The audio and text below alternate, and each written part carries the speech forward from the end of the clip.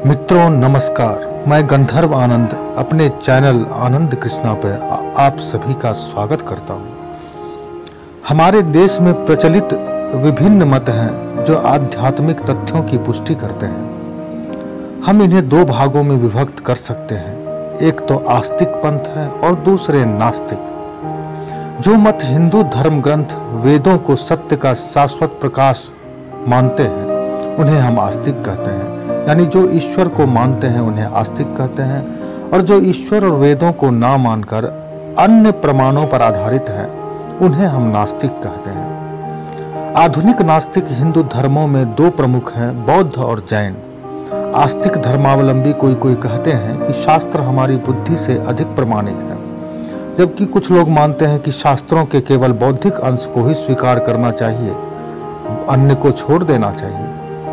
और इसमें आस्तिक मतों की भी फिर तीन शाखाएं हैं, तीन ब्रांच है, सांख्य, न्याय और मीमांसा। इनमें से पहली दो शाखाएं किसी संप्रदाय की स्थापना करने में सफल ना हो सकी, यद्यपि दर्शन के रूप में उनका अस्तित्व अभी भी है। भारतीय दर्शन की समस्त शाखाएं वेदांत यानी उपनिषदों से ही निकली है, किंतु अद्वैतवादियों ने यह नाम खासकर अपने लिए रख लिया क्योंकि वे अपने संपूर्ण धर्म ज्ञान तथा दर्शन को एकमात्र वेदांत पर ही आधारित करना चाहते थे। आगे चलकर वेदांत ने प्राधान्य प्राप्त किया और भारत में अब जो अनेक संप्रदाय हैं वे किसी न किसी रूप में वेदांत की ही शाखाएं हैं। हम देखते हैं कि वेदांतियों के तीन प्रमुख भेद हैं, पर एक विषय पर सभी सहमत हैं, वह है ईश्वर के अस्तित्व में सभी विश्वास रखते हैं। जिस तरह ईसाई यानी क्रिश्चियन अथवा मुस्लिम लोग अपने अपने धर्म ग्रंथों के बारे में मानते हैं, उसी तरह हमारा भी वेदांतों में ईश्वर संबंधी ज्ञान है। चूंकि ईश्वर निरंतर है, चिरंतन है, उसका ज्ञान भी शाश्वत रूप से उसी के साथ है। हम आपको इसलिए अलग अलग संप्रदाय के बारे में बताना चाह रहे हैं कि सभी संप्रदायों में एक ही सत्य निहित है और वह है ईश्वरत्व की खोज और ईश्वर की प्राप्ति। सृष्टि का उद्भव होता है और फिर इसी क्रम की आवृत्ति होती है।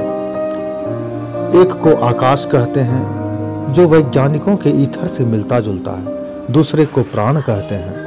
जब हम आपको गायत्री मंत्र की साधना बताते हैं तो ये प्राण शक्ति का ही उदय होता है। इसी तरह पंचतत्व होते हैं। संसार में धर्म में विश्वास रखने वालों में 90% लोग द्वैतवादी ही हैं, यानी जो स्वयं को, संसार को और भगवान को अलग अलग मानते हैं। यूरोप तथा एशिया के सभी धर्म द्वैतवादी हैं। कारण है मनुष्य उस वस्तु की कल्पना नहीं कर सकता जो मूर्ति ना हो, इसलिए स्वभावतः वह उस वस्तु से चिपकना चाहता है जो इसकी बुद्धि के ही पकड़ में आती हो, जबकि परमात्मा के विषय में कहा गया है कि वह तो बुद्धि से अत्यंत परे है। मिला जुलाकर हमारा आपसे यही कहना है कि जो ज्ञान हम आपको बताने जा रहे हैं वहाँ न द्वैत है न अद्वैत है। द्वैत और अद्वैत यह हमारे मन का विषय है। आप द्वैत को भी सत्य मान सकते हैं और अद्वैत को भी सत्य मान सकते हैं। अगर आप यह कहते हैं कि ईश्वर मैं ही हूँ तो वह भी सत्य ही होता है, लेकिन आपको इसका पता नहीं चलता क्योंकि आप अपने ईश्वरत्व से हटकर आप अपने माइक जीवन में जीते हैं। और जब हम कहते हैं द्वैत है तो भगवान और भक्त यह दो चीज हो जाता है कि संसार और ईश्वर, और वह आपके लिए थोड़ा आसान होता है। तो अंत में मैं यही कहना चाहूंगा कि उपासना की कोई भी विधि हो, मनुष्य अंत में उसी एक सत्य में सन्निहित हो जाता है। और उपासना की सबसे सरल विधि तो भक्ति ही है। भक्ति उतनी भी सरल नहीं है जितनी हम समझ सकते हैं, किंतु यह मार्ग और भक्ति का साधन जरूर सरल है और इसे प्राप्त भी किया जा सकता है। और भक्ति के लिए भगवान से प्रार्थना भी की जा सकती है। तो हम अलग अलग संप्रदायों के विषय में और अलग अलग मतों के बारे में आपको बताएं, आप इससे लाभान्वित हों और इसके विस्तार की चर्चा हम आगे करेंगे। तब तक के लिए आप सभी से आज्ञा चाहता हूं। नमस्कार। अगर आपने हमारे चैनल को सब्सक्राइब नहीं किया है तो सब्सक्राइब कर लें, साथ ही बेल आइकन को दबा लें ताकि आने वाले सभी वीडियो का नोटिफिकेशन सर्वप्रथम आपके पास पहुंच सके। जय श्री हरि, जय श्री हरि।